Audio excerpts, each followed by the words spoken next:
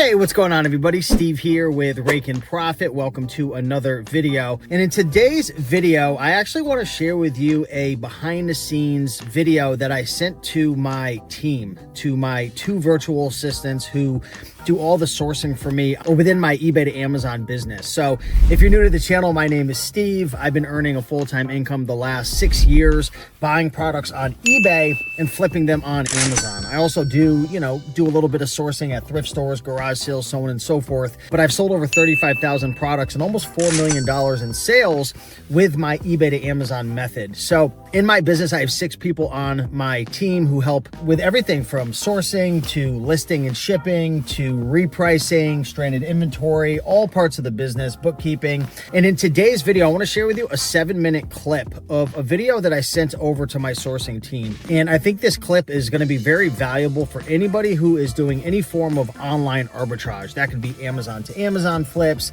traditional online arbitrage, or even eBay to Amazon like I'm doing in my business. So this is literally a video I'm going to share with you in this next clip, a 7-minute video that I sent to my teammates, Jane and Gia. They've been on my team for almost 5 years now. I mean, last year alone, they spent $370,000 for me on eBay. I've got to add up exactly what they've spent on eBay for me over the last 5.5 years, but it's well over probably $1.5 million. So they're fantastic. But the thing is, if you have a team, you always got to be investing into your team. You've got to be sharing with them feedback and helping to kind of shape and mold them into, I don't want to say the perfect employee, the perfect reseller, because nobody's perfect. I mean, even you and I and all of us, we make mistakes all the time. But anytime I see a mistake or feedback or anything that I can share to help my team, I always make a video. And I use loom.com to do screen shares, and I send it to them. And just want to share this clip with you because this is very important to make sure you're not overpaying for products. And there's just some valuable lessons in here. So without me giving a whole entire TED Talk here, let's just get into the video and hopefully you guys enjoy. Hey, what's going on, Jane? What's going on, Gia? Hope you guys are having a great day. Wanted to share some feedback on an item that we purchased recently. Bless Me Father, the brand new complete series DVD set.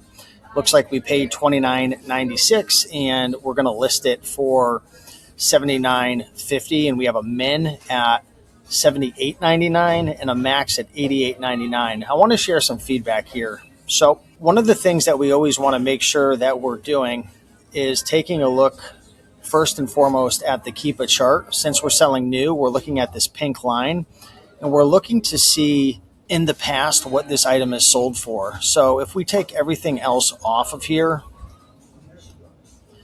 you can see there's a history of this at least being priced at the buy box around 79, dipping down to 40. But really it looks like around $50 is where it's kind of hovering. We could even open this up over the history, and we can see this does have a history of selling for a lot more. But if you take a look, especially over the last year or so, there's not a lot of history of this item selling for $80. And even if it did maybe sell up there, here and here, it's kind of like a, how do I say it? It's like an overly inflated buy box. It doesn't look like the market is really paying that much for that. Now you can see there's a lot of sales here, but you can't always attribute these green drops to actual sales for new condition, because if you take a look here under used, there's a lot of used offers and there's not a ton of new offers. You can see right now it's very low. There's only one offer, but even though there's a lot of sales coming in, I would attribute that to being used products. Okay. Now, again, coming back here to this buy box, you can see it's really around $50 up to possibly $80. But the way that I really like to take a look to see how much we can really sell it for is I like to pull up Seller Amp. And I want to take a look and I want to see who's on this listing right now. So it looks like there's only one seller. This is actually a used seller at $29.58. So this is going to make it really easy to see what others have probably sold the item for in the past. So what we're going to do is we're going to go to data. And since we're selling this item as new, again, we paid about $29 for it. We're going to go to buy box statistics. So this is going to be the buy box statistics for new DVDs. And I'm going to just open this up to 30 days. So it looks like there's no data. So maybe there hasn't been any sellers on this listing.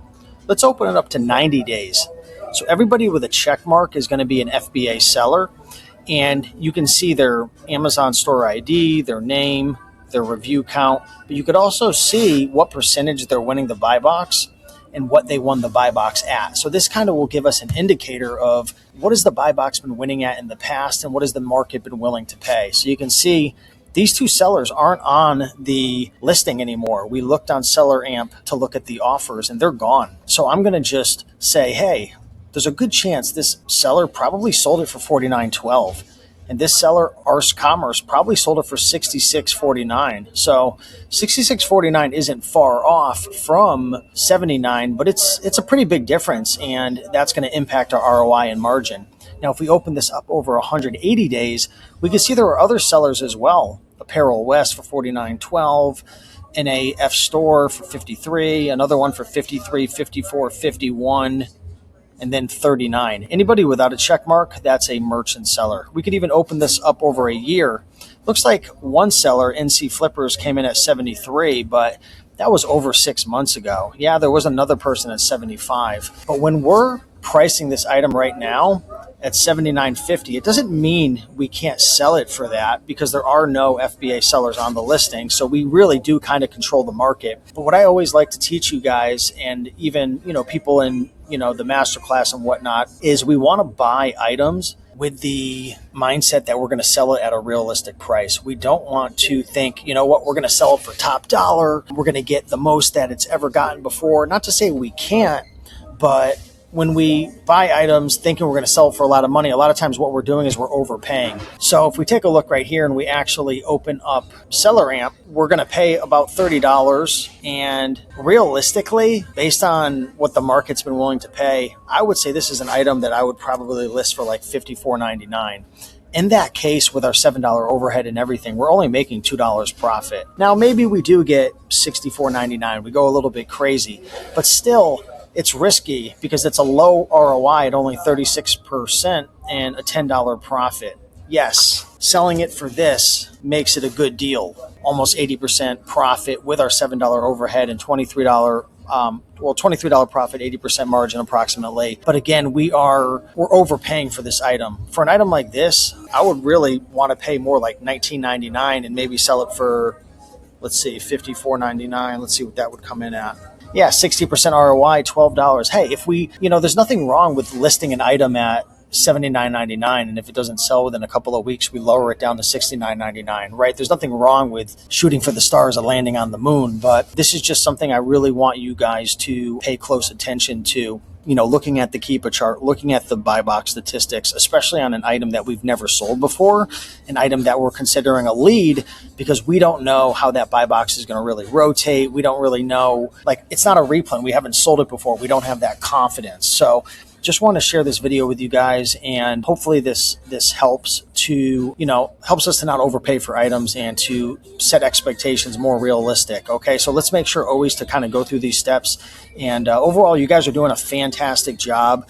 I know sometimes I send over these videos and it's always kind of like negative feedback, but you guys are doing an amazing job. Like I've said, you guys just hit a incredible milestone last week and had some of your highest payouts and payments, and you're crushing the incentive program and everything. So keep up the great work. Just wanted to share some feedback here, and hopefully this helps. If you guys have any questions, let me know. All right, much love. See you in the next one.